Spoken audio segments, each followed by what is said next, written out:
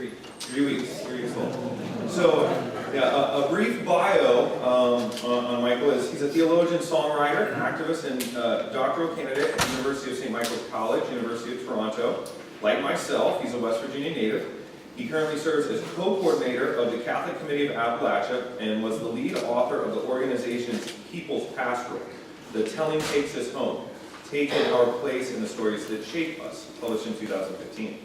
His writing has appeared in the National Catholic Reporter, Sojourners, and various journals.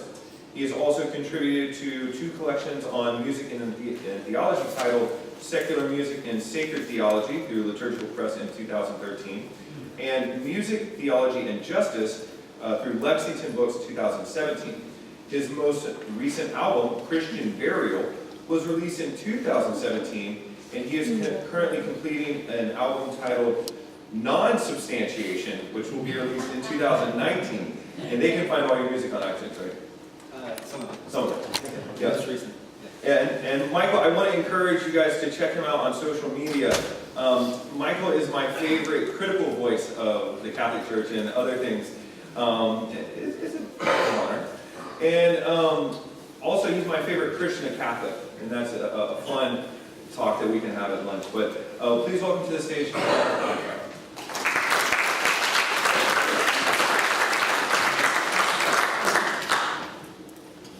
Thanks, Bob.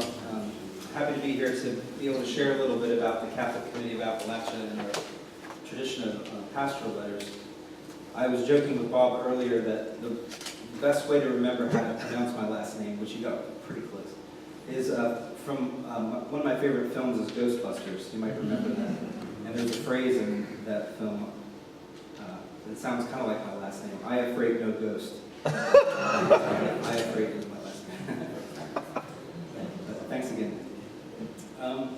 About 10 years ago, in an article in a journal, ecclesiologist Brad Hinsey asked, "Whatever happened to the way the U.S. bishops prepared their 1983 pastoral letter, The Challenge of Peace?" And what he was referring to was the bishops' serious use of the See Judge Act method, and specifically the wide consultations that took place for that pastoral letter, as well as for their 1986 pastoral letter, Economic Justice for All. The article by Hinsey is a fine tribute to a method that the U.S. bishops briefly embraced, but largely set aside after criticism from Rome during the preparation of a proposed pastoral letter on women in the church. Yet Hinsey unfortunately didn't mention in the article the influence of the 1975 Appalachian Bishop's pastoral letter, This Land is Home to Me, on these U.S. CCB pastoral letters. Nor does he seem to be aware that the Catholic Committee of Appalachia, the grassroots organization that organized and continues to promote these pastoral letters, has been committed to that method now for almost 50 years, through subsequent pastoral letters and continuing pastoral praxis. So the answer to Hinsey's question, whatever happened to this method, I think, and I think a lot of us would agree, is that this way of generating church teaching didn't completely disappear, but has been kept alive in grassroots faith-based movements for justice. My current doctoral research focuses on the Catholic Committee of Appalachia, or CCA as I'll refer to it from here on out, as a living expression of liberation theology in the United States. As I started this academic work, I'm not going to tell you how long ago, it's a little longer than COVID would be. I became involved with CCA directly as an increasingly active member, and as Bob said, I now serve as co-coordinator of CCA. So I write as a participant observer in CCA and in movements like it in the region of Appalachia, helping to document important moments in their history in order to make theological sense of them and to help inspire spirit-driven action in the present. Today I'll present a brief background on CCA and the movements from which it emerged, as well as our tradition of pastoral letters, for which the See Judge Act method is central.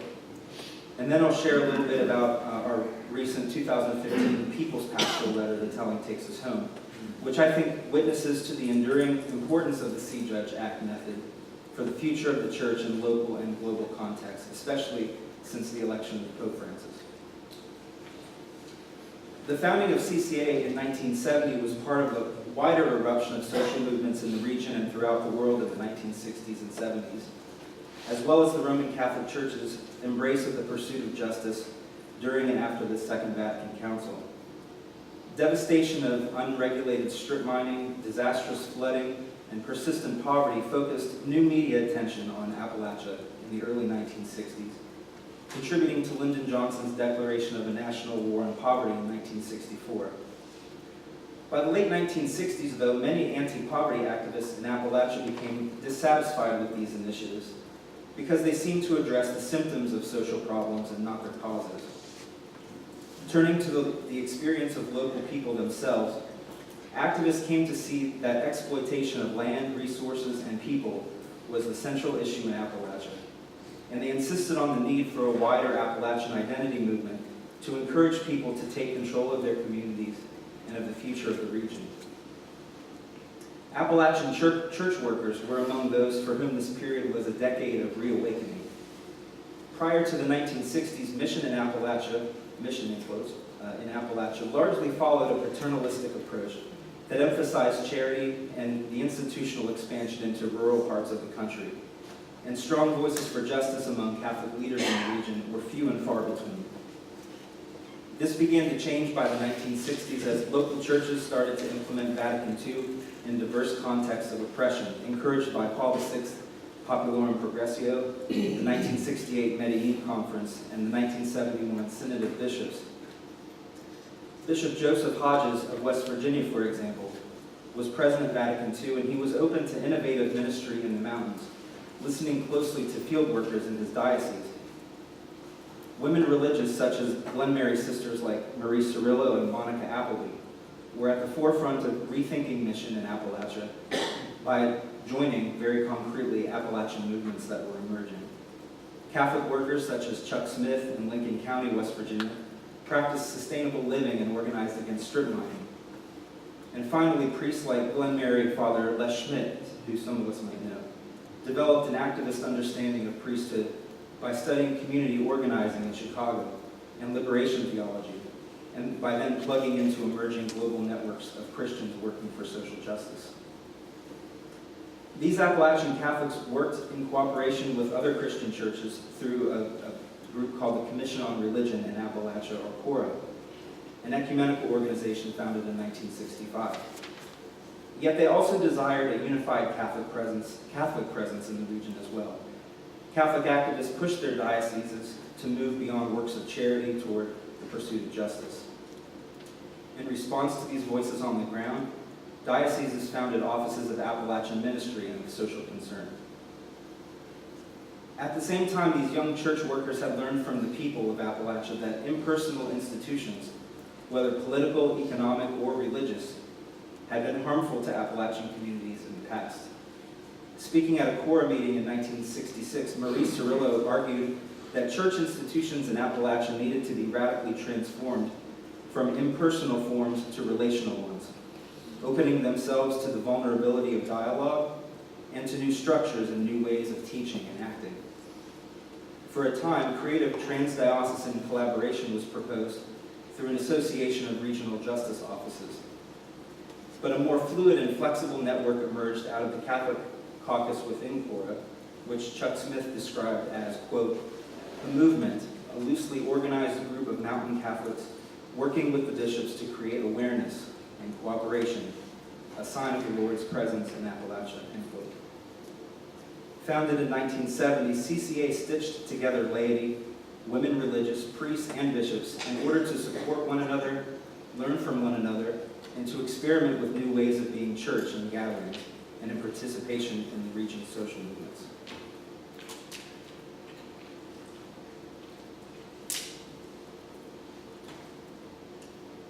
The more that CCA members continued to gather and participate in these movements, they came to believe that extractive industry was a central cause of the problems in the region, and that the signs of the times demanded a prophetic response from the church. In 1972, Chuck Smith called on the Diocese of Wheeling's Office of Appalachian Ministry to issue a statement on strip mining, which again was unregulated at the time. Smith wrote, quote, if the church is to truly identify with the poor of the mountains, then of necessity it must put itself at odds with the economic and political structures which sustain the poverty. Who else but the church is truly called to be the prophet? Months later, the office did release a statement calling for the complete abolition of strip mining. Within about a year, CCM members encouraged the region's bishops themselves to raise their voice collectively through an innovative regional pastoral letter, and the bishops signaled their support for the project. Inspired by the Glen Mary Sisters' Listen First approach to ministry, Father Les Schmidt and Sister Beth Davies held listening sessions throughout Appalachia in the spring of 1973 to hear people's experiences. The Pastoral Committee gained the involvement of the Center of Concern in Washington, D.C., specifically the theological services of Joe Holland, whose experiences in Latin America and familiarity with the See Judge Act methodology of liberation theology and Catholic action groups seemed to fit with the issues that were being identified in Appalachia. Holland composed drafts which were then circulated and commented upon in an open and collegial and apparently sometimes conflictual process. Signed by the region's 25 bishops in 1975 under the title "This Land is Home to Me," the letter was written in free verse rather than in ecclesiastical prose and printed on newsprint, like the Catholic Worker newspaper. The letter laments the effects of the idolatry of capitalism in the region and encourages new economic models imagined by the people themselves. The bishops insist that the Appalachian people, not the church, must lead the way for all of us. Written from below rather than top down, theologians and bishops alike praise this letter for its refreshing and innovative theological approach. And the letter inspired several other regional pastoral letters in the U.S. and Canada, as well as specifically the pastoral letters of the U.S. bishops in the 1980s. It represents a rare example, I think, of what Brad Hinsey calls a prophetic dialogical ecclesiology, in which no single level of the church claims exclusive capacity to teach, and the institution remains open to learning from voices of the grassroots. In 1995, the 20th anniversary Appalachian Bishop's Letter, At Home in the Web of Life, was published using the same process. Influenced strongly by creation spirituality and the theology of Thomas Berry, it describes a vision for the building of sustainable communities in the region, and indeed expresses integral ecology long before Pope Francis's Laudato Si. Both letters were influential in the region and beyond, but more than that, for many of us in Appalachia, they have become charter documents for a particular way of being church. In the years following At Home in the Web of Life, Appalachia has continued to be reshaped by various political and economic choices and reimagined in popular and activist discourses. Global movements responding to climate change, of course, have intensified, while movements in Appalachia have confronted the devastation of mountaintop removal, coal mining, and fracking. The rise of these movements has contributed to increasing political polarization on regional and national fronts, including rhetoric around the supposed war on coal, which continues into the Trump presidency. Longtime members of CCA and a new generation of younger Catholics have continued to read these signs of the times and engage these issues through new intentional communities, community development, and social activism. When I became involved about 10 years ago, CCA members were discussing the possibility of a third pastoral letter, updated in response to new times, to be issued in 2015 on the 40th anniversary of the first pastoral and the 20th anniversary of the second. Yet CCA members were not optimistic, to say the least, that the bishops of the region would sign a letter as radical as those first two documents. Recall that these discussions were taking place before the election of Pope Francis. We, like many people throughout the United States, had come to see that by the late 1980s and the early 1990s, Rome's priorities, we could say, had shifted from those of the years following Vatican II, returning to a more centralized ecclesiology, suspicious of activist conceptions of church, and resulting in the appointment of bishops loyal to the theological preferences of John Paul II and Benedict XVI.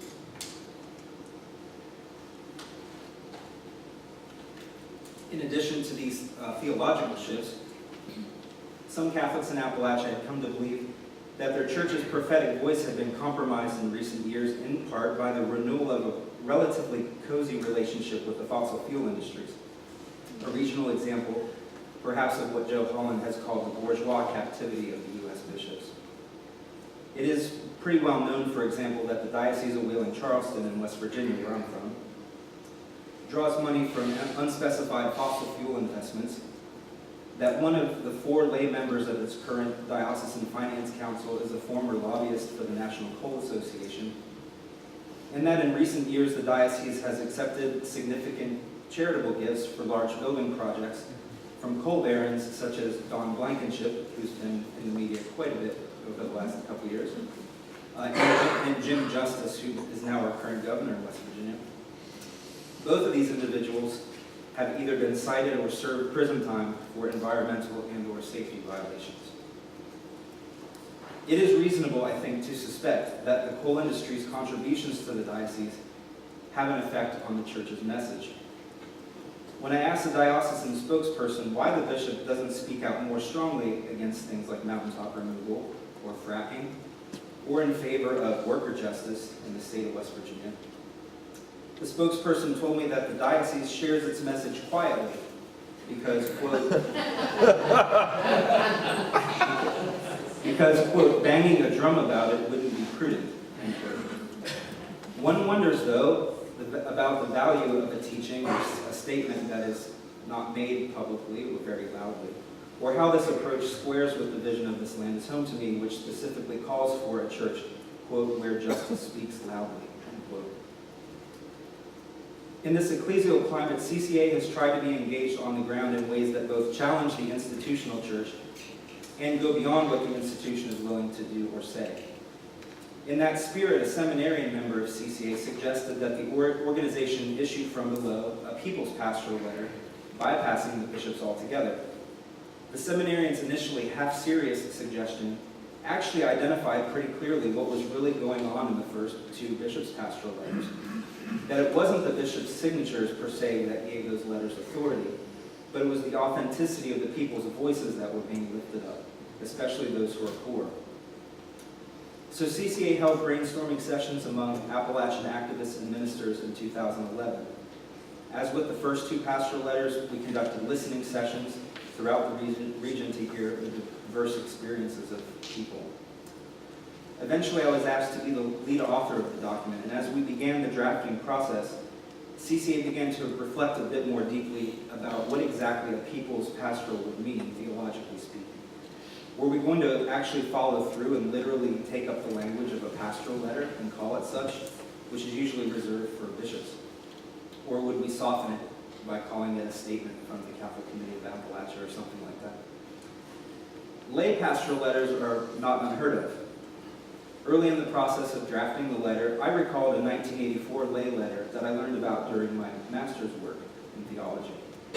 Titled, Toward the Future, Catholic Social Thought in the U.S. Economy, the letter was organized by the late Michael Novak through his American Enterprise Institute, a think tank funded by some 600 corporations.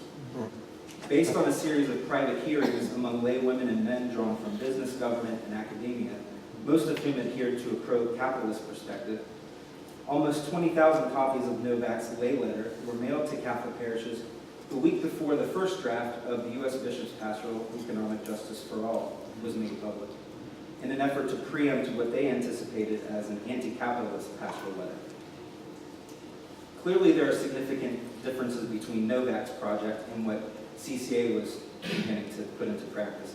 For example, we were not trying to counteract an official teaching of the church that we thought was erroneous, but we were rather looking to fill a gap from below on issues about which the bishops seemed to be unwilling to speak about.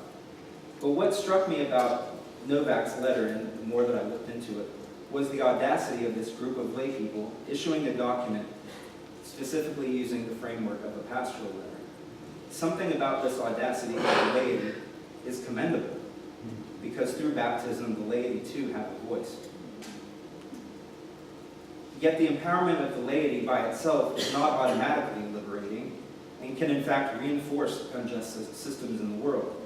As Eugene McCarraher provocatively wrote in the pages of Commonweal about 20 years ago, quote, if the lay revolution succeeds merely in reproducing the marketplace ethos and managerially orchestrated diversity of corporate America, it will only prove to have been one of history's more Puritan victories, end quote.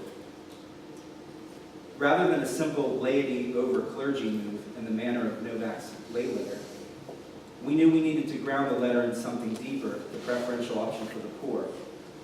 As a pastoral letter coming from the people rather than the bishops, we borrowed helpful language from Sri Lankan Jesuit liberation theologian Aloysius Pyrrhus, and also similar language from Salvadoran theologian John Sobrino, recasting the option of the poor in terms of the magisterium of the poor and of the earth.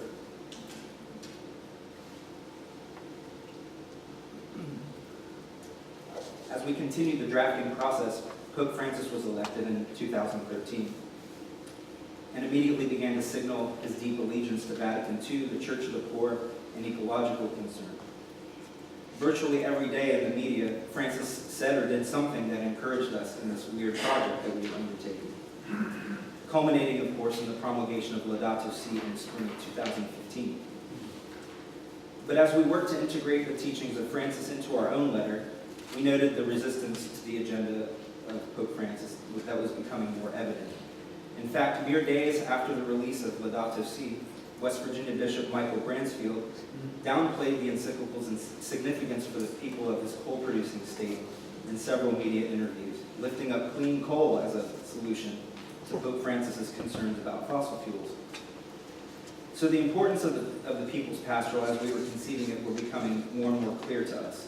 We needed to say things that the hierarchy refused to say. The final document, titled "The Telling Takes Us Home, Taking Our Place in the Stories That Shape Us," was released in 2015. I'll have copies at the tables in the back if you'd like to pick up a copy. We asked $10 for the full version. I also have a free newsprint edition of an abridged version to give you a taste of that, which you're welcome to take. The document can be summarized this way. Our individual and communal lives are shaped by the stories we tell. Those stories we honor and those stories we deny and try to silence. Appalachia is, among other things, a set of stories we tell about the region. The stories we have told about Appalachia tend to produce and reinforce the oppression of land and people, but people have the power to change the stories we tell about ourselves and to chart a new course for our communities. And so to challenge oppressive stories, we need to hear the diverse experiences of people in our region by asking, what is it like to be you in this place? And so following the See Judge Act method, we lift up the diverse stories of Appalachian communities, including the voices of women, coalfield residents, miners, economically vulnerable communities, people who are homeless, people of color, immigrants, LGBTQ people, and the land itself. And it lifts up these voices as the magisterium of the poor and the earth, authorities to which all of us, including our church leaders, must listen.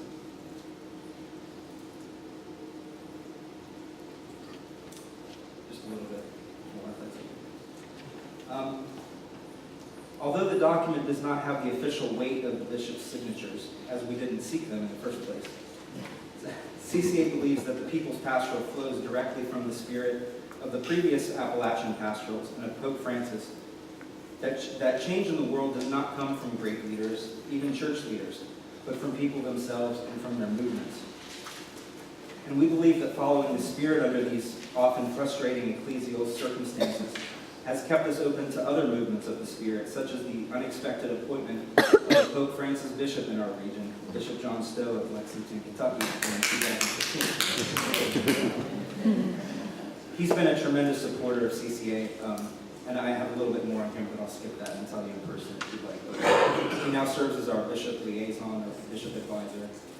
In the People's Pastoral, he's been using in the formation of seminarians and of the pastoral priorities of his diocese. So that's very exciting.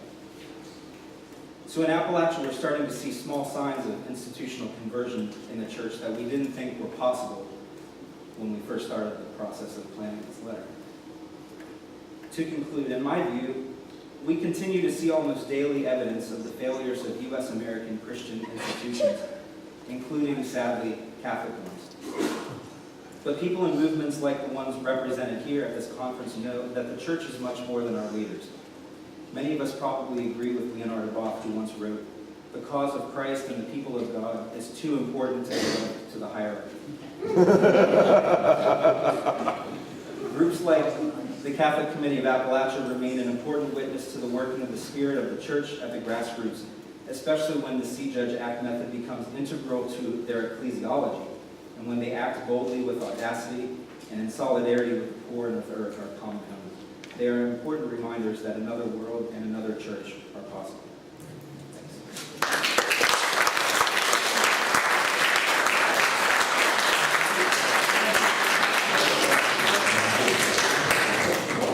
I want to thank our three presenters for just wonderful papers, wonderful ideas, wonderful insights. I hope all of you pick up the conversation with them, with some of our earlier presenters, keynotes to come. Let's all go back to lunch and enjoy some